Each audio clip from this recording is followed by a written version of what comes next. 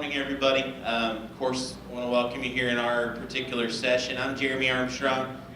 With me today, Matt Hartman, service technician from Greensburg. We're going to talk a little bit about combine optimization today.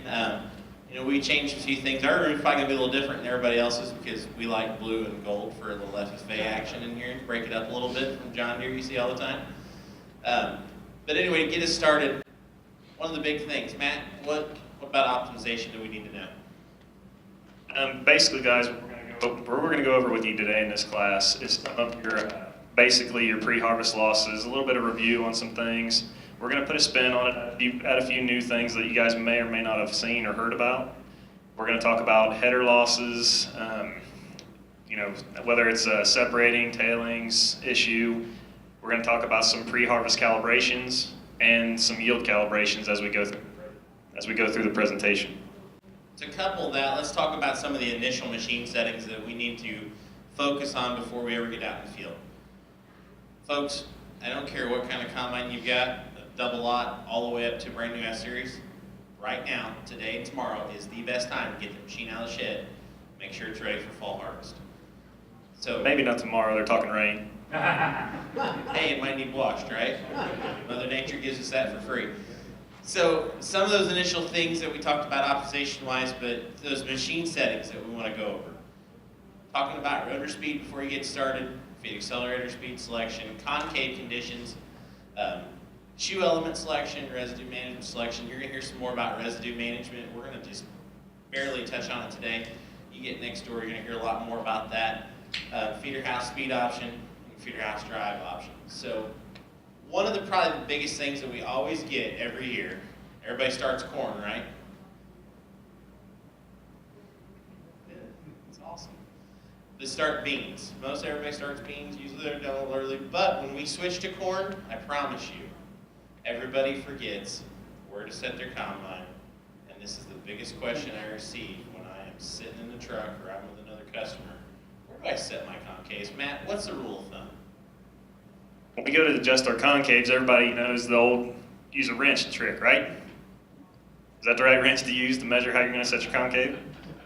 I got some head nodding out there already. I like this.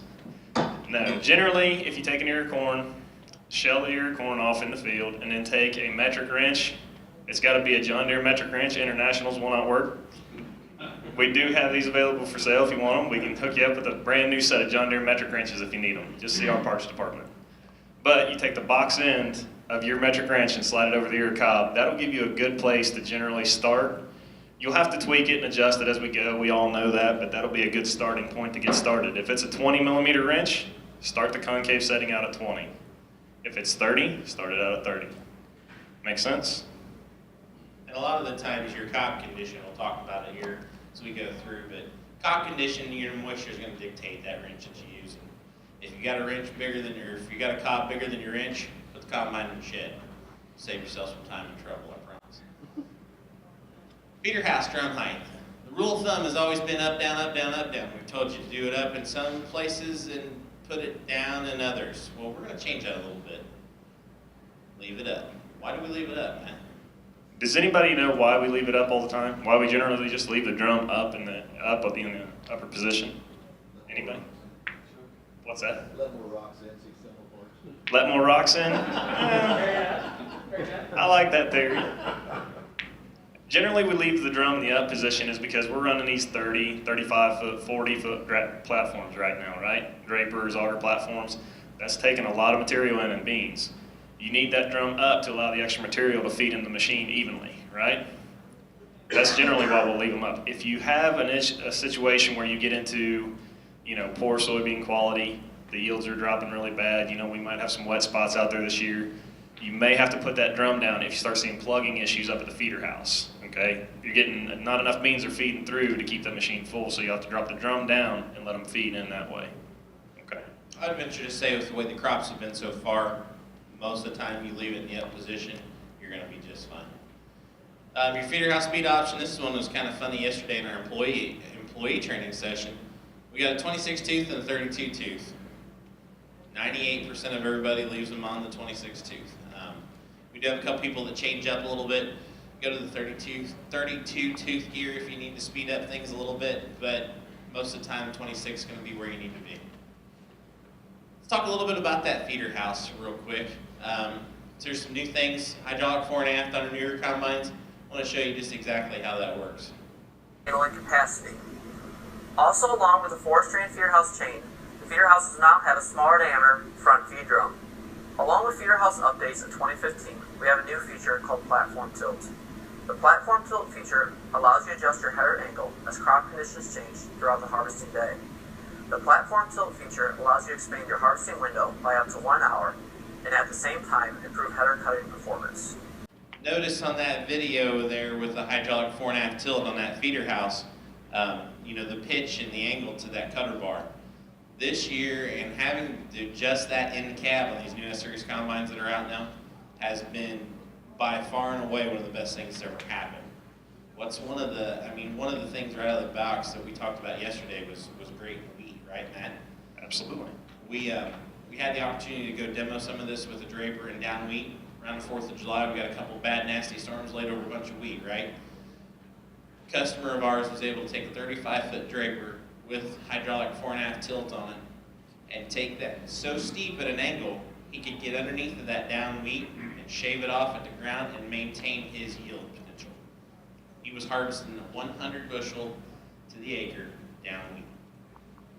That option alone is $2,500 and it'd be the best $2,500 you ever spent because when you switch to corn head, you're gonna have to reload your faceplate, right, Matt? How good of a job is that in the old style? It takes a little bit of time to do that into the older style. You have to take the bolts loose on the bottom, take the pivot bolts loose up at the top, and then turn those turnbuckles. You know, that takes a little bit of time to do that to change the pitch of the corn head. Do we have any guys out there using the hydraulic corn head? The feeder house tilt? Couple? You guys like it pretty well? Is it a pretty nice option? Bear with us on our AV stuff, guys, right? Yeah. That fore and aft is a great feature. And if you're interested in newer combines, it's 16 and up, or 15 and up, I'm sorry. You're going to look at that option and you're going to absolutely love it. I promise. It's one that's going to save you a lot of time and money. It says it saves you an hour. I think it saves you way more than that. It'll save you yield, and you can go down and get some down crop. Feeder house options, obviously we're pretty familiar with these. You know, variable drive option, your high torque. And make sure to keep that maintained. You're going to hear some more about that in the maintenance section here in a little bit. Good thing about those, you can vary the speed on the go. Those are on your 6s and 7s. Get to your 8s and 9s, you're matched up with a 5-speed feeder house. Key thing to know here on the 5-speed or the multi-speed, it's command touch now is what its name is by trade. 2100 RPMs, this gives you your speed of your feeder house. And the key thing to note is when you put a platform on it, it automatically defaults to first gear. Even on the variable drive, it'll still default to the lower RPM because you don't need to spin that platform that fast. Speed Accelerant Drives. Matt, where do we always see this? It's low in corn and high in beans, right? Or it's high in beans and low in corn? Anybody out there tell us which way it goes? High in beans and low in corn. There we go. Hey, they got it right. If anybody caught that, I said the same thing, just said it backwards, right? So that's great. But the coolest thing is when I go to trade a combine, I'm always reminded of what goes what right here because everybody writes it down on black permanent marker right there, don't they? So that's great. Make sure you know where that's at, especially if you've got low speed feeder drive. Some of those harsher conditions, you need some more torque. You're certainly going to be able to utilize that here. Matt's going to talk to us a little bit about concaves. We touched base on concaves earlier, guys. This is very critical to getting everything shelled off correctly, right? On the corn, getting everything out of the pods the way they're supposed to be. Who can tell me how to check their concaves? Anybody? We have this handy dandy John Deere plastic tool, right? Available for purchase if anybody needs one. Basically, you got this little open square on this box end. What you'll do is, the majority of our guys in this area are running our round bar concaves like this one right here, right? To check that concave, you take this little tool, and if it'll hook all the way on the round bars, that concave's getting wore pretty bad, right? Well, that's going to definitely affect our threshing and the separation on the systems. And you need to check all 3 concaves in the system, not just the first one, not just the last one. Generally, your first one will wear out more aggressively than the middle one, then finally the last one. So these are some things that we can look at right now before we get going and start having issues. If we've got green stem beans or green pods, this is something we need to check and something we need to look into, okay?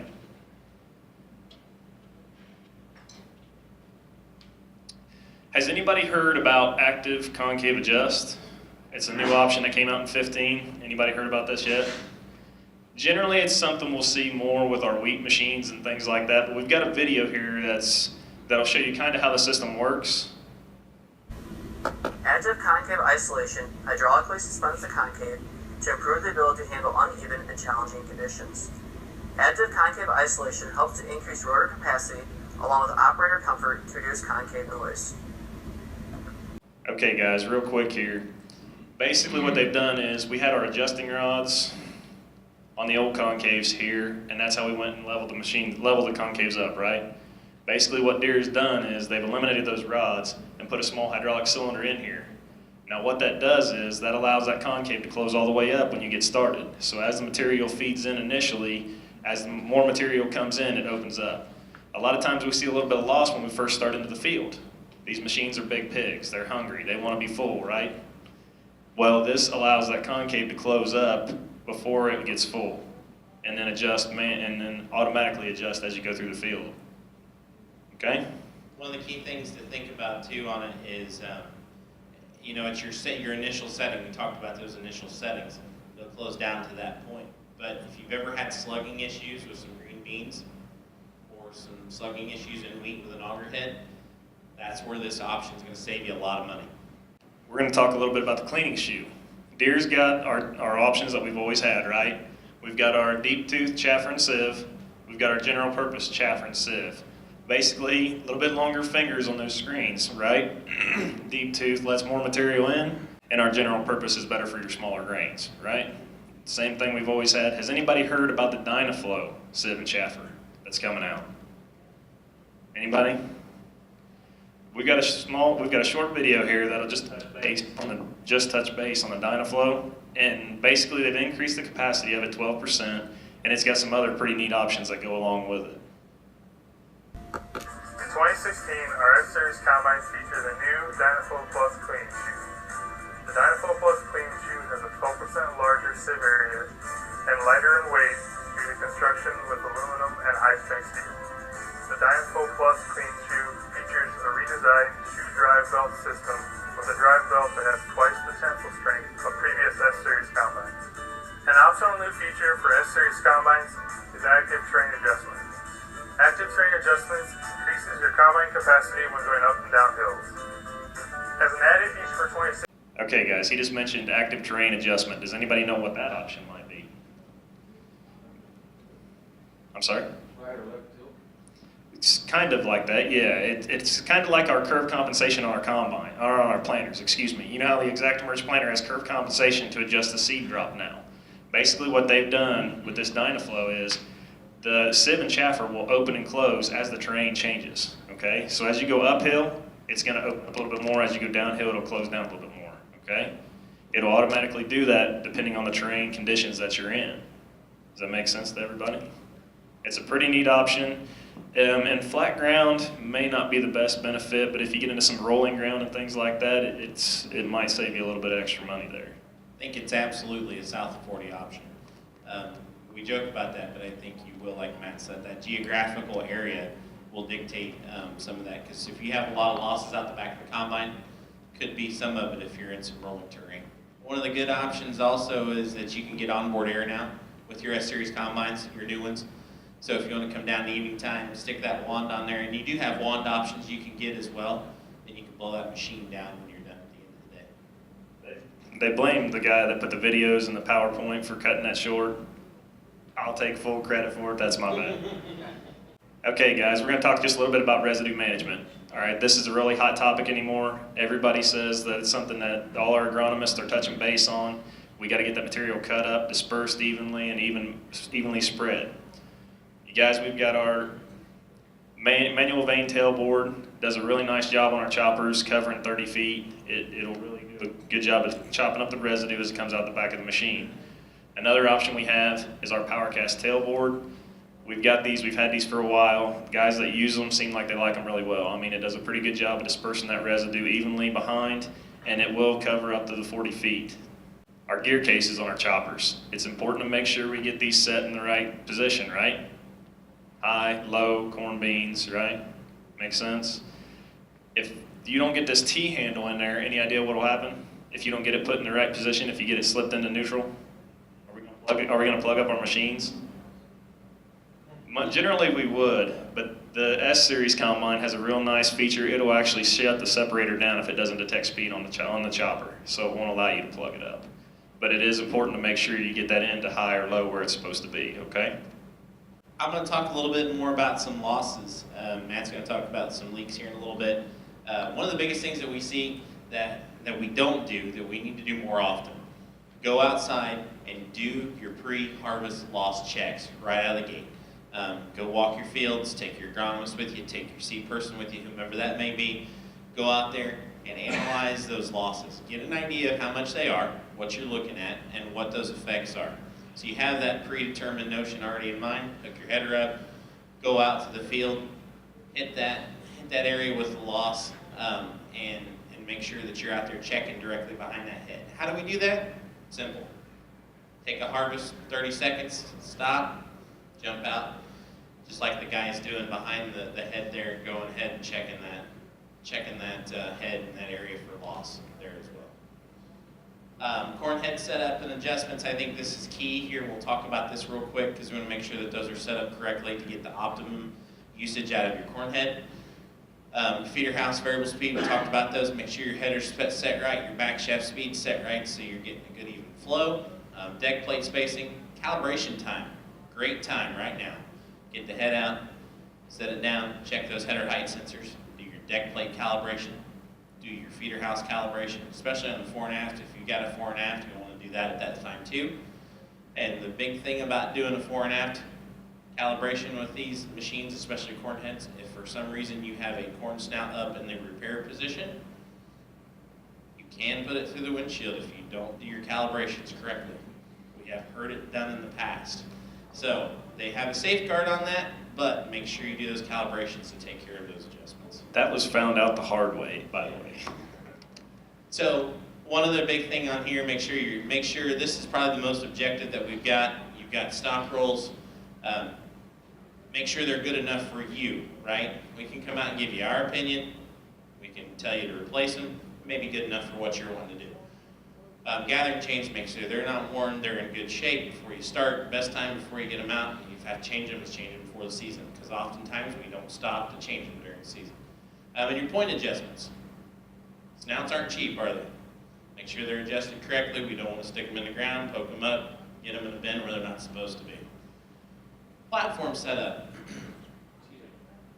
Make sure your knife drive's in line. Your hold downs. Hold downs are a big thing that probably get forgotten about the most. What's a good setting, Matt, on adjusting our hold downs? Or does anybody know what that setting is? Credit card works. Credit card, business card, feeler gauge, 15 to 20 thousandths. Generally about 20 thousandths is where we like to be. You take the feeler gauge underneath the hold down while holding pressure against the cutter bar. We want to keep that cutter bar nice and tight to our guards. Any idea why? Can anybody tell me why? The cut, right. We want a nice, tight, clean cut. When you use a cutter bar and a set of guards, it's like a pair of scissors. Two flat edges, cut and clean, right? If that cutter bar's floating, what's going to happen? You're probably going to need a splice kit for a cutter bar, which we have available for purchase at our parts counters. You can always pick those up.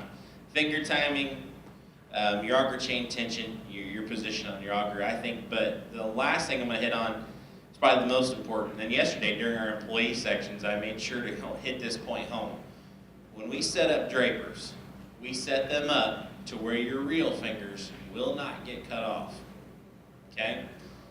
Now, if you take your head home and adjust it, and your reel fingers get cut off, you cannot blame me or my technicians when that happens. I told the technicians the other way around yesterday, if we send the draper out and you don't adjust it and you mow down the fingers, then we can have a little discussion. But make sure those don't get chewed off. That's probably one of the biggest things we see. Make sure that it's down there close, 1.5 inches, 2 inches. That's all you're going to need. especially with these newer draper platforms. Can anybody tell me where to adjust those reel fingers at? Just on the head cart? Do you pull them out of the shed? How do you do it? Anybody know?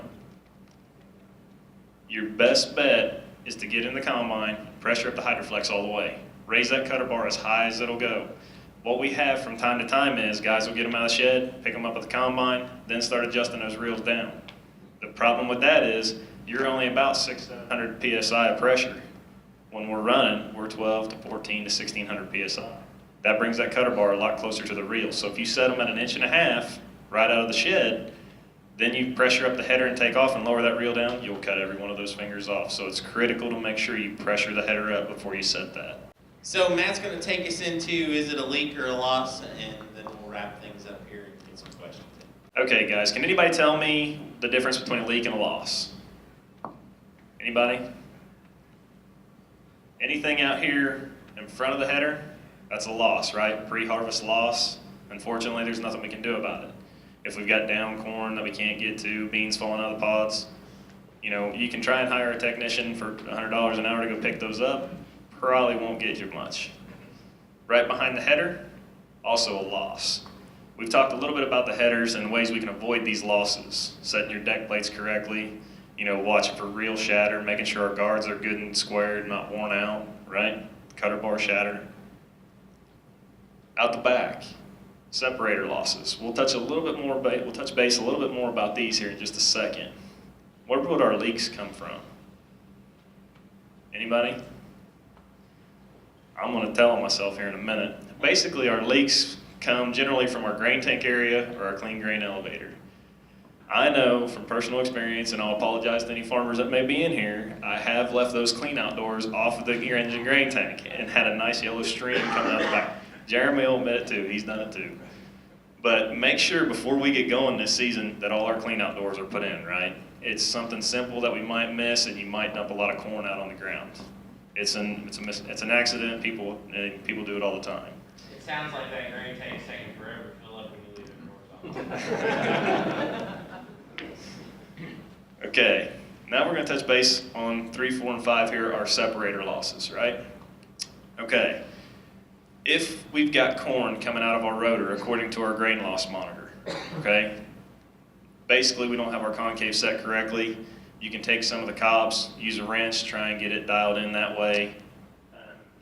If we don't have our cleaning shoe set correctly, if we left it set for beans, we start shelling corn. That corn can't get through the separator, it can't get through the sieve and chaffer quick enough. So it's gonna run out the back, right? Makes sense?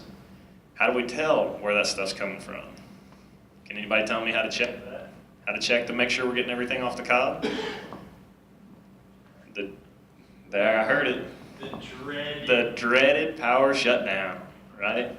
Nobody likes doing a power shutdown. Nobody wants to kill the engine when the turbo's 800 degrees. But we've got a short video here. Basically what Deere has come out and said, they've eliminated a step in the power shutdown to kind of help give you that little peace of mind. The worst thing in my mind when you do a power shutdown is reaching up and hitting that key, right? You've got a hot engine.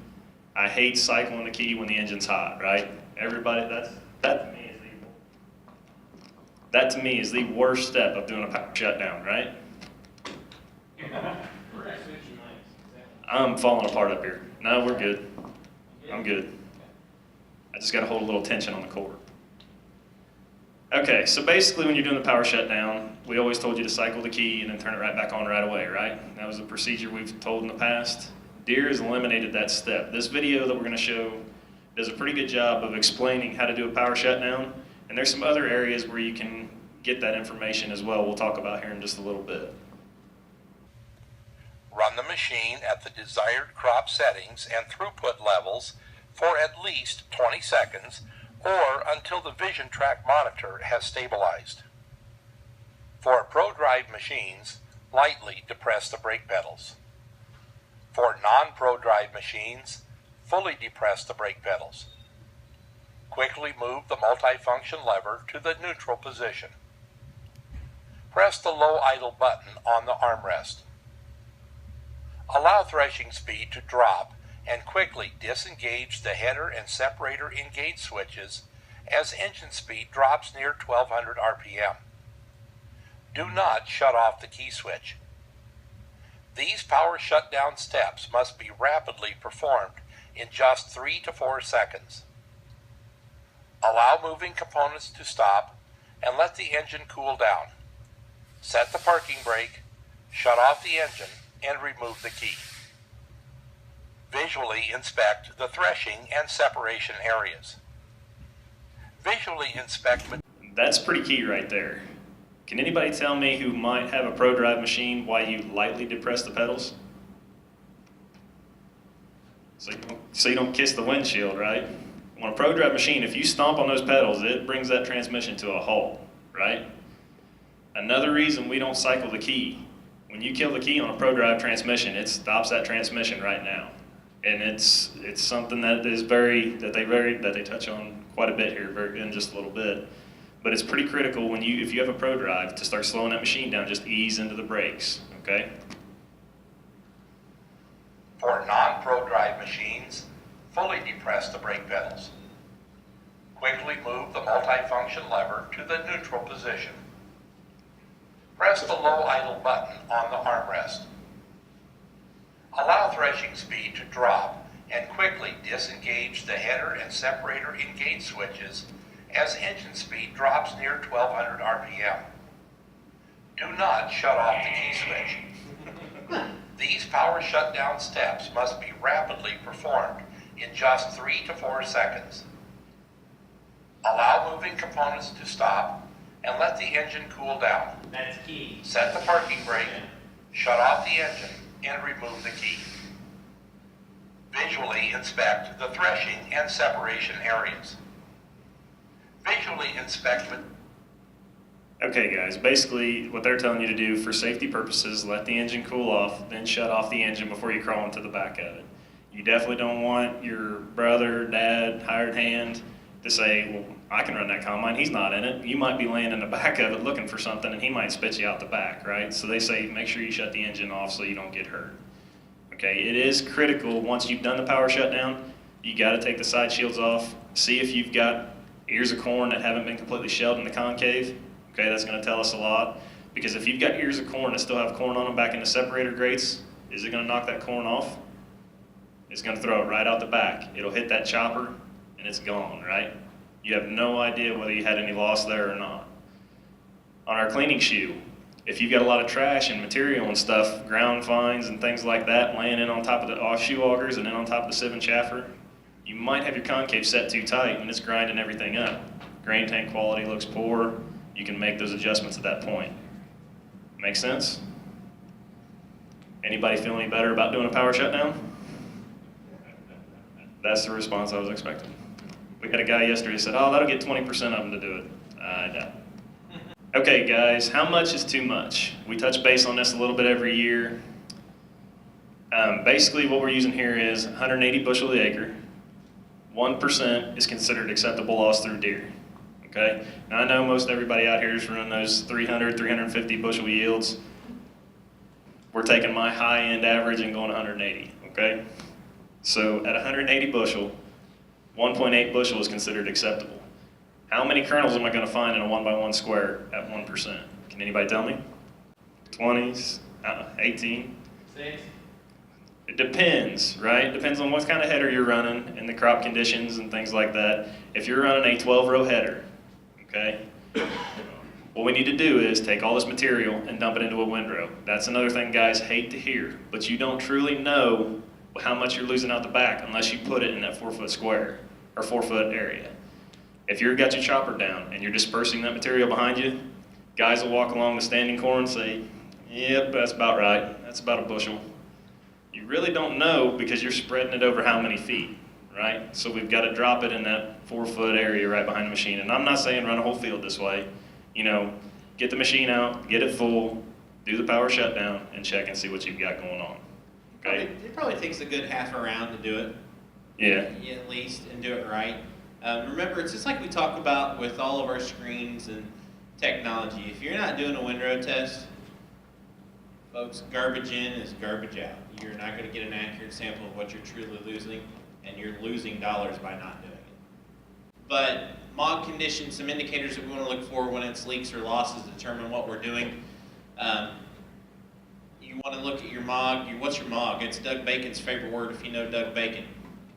It's a MOG. Can anybody tell us what MOG is? Material other than grain, right? So if it's not a bean, a wheat, or corn grain of any type, it is a MOG, I promise. And the thing is, get in there and get those side shields off like Matt talks about. Determine whether that's at, if it's coming out of the shoe, the tailings, grain tank sample. Make sure you're looking at that too in your separator losses. So just some key points you want to make sure that you're looking at when you do that power shutdown.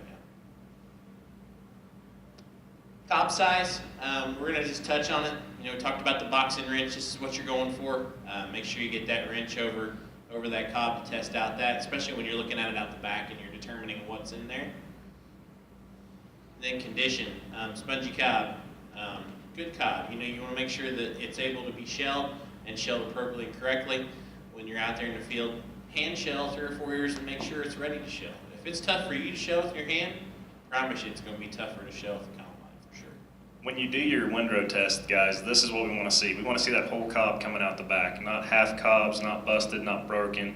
If they're coming out busted and broken, we've got the concave set a little bit too tight. You need to open it back up a little bit before you put that chopper down so we get full cob out the back. Threshing losses, we noticed a lot of this with wheat this year. You know, and it was strictly a moisture thing.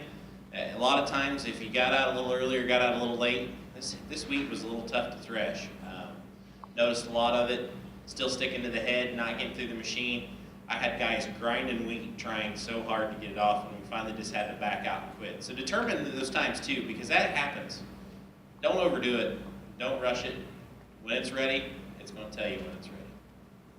Okay, guys, we're going to touch real quick here on your side hill kits. Okay, how many guys have ran a side hill kit or are running a side hill kit? Do we have anybody in here that are running them? Generally, in your rolling areas, if you've got fields that roll, why is it a good idea to have these taller baffles and these deflectors in that cleaning shoe? Can anybody tell me?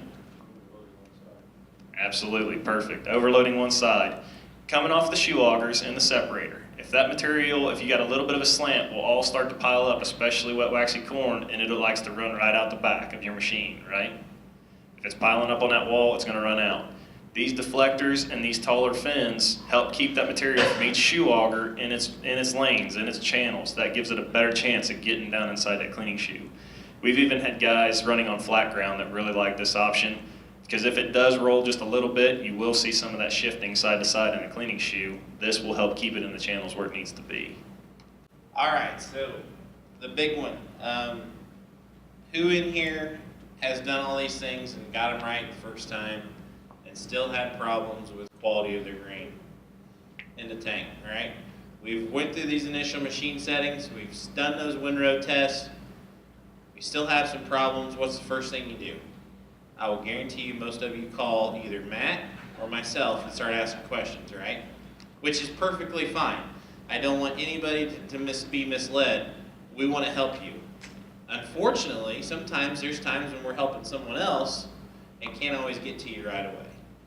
And I think this is a great time to focus on one thing, and that is all these John Deere apps that are available. And hear me out on this, because this is the John Deere App Center. It's on my iPad now. It fits for your iPhone or your Android, okay? I'm using my iPad so I can blow it up a little bit for the screen. Has anybody used any of the John Deere mobile apps? I know I've got them loaded on my phone. Yeah, we've got some head nodding out here. They do a good job of helping you get started in the right direction as far as what you need to change. The question was, what is John Deere considering dry corn now? The answer is, Jeremy? 85 seeds per ounce at 15.5% moisture. All right, thanks a lot, guys. If there's any other questions, feel free to hit us up anytime today, okay? Thanks a lot.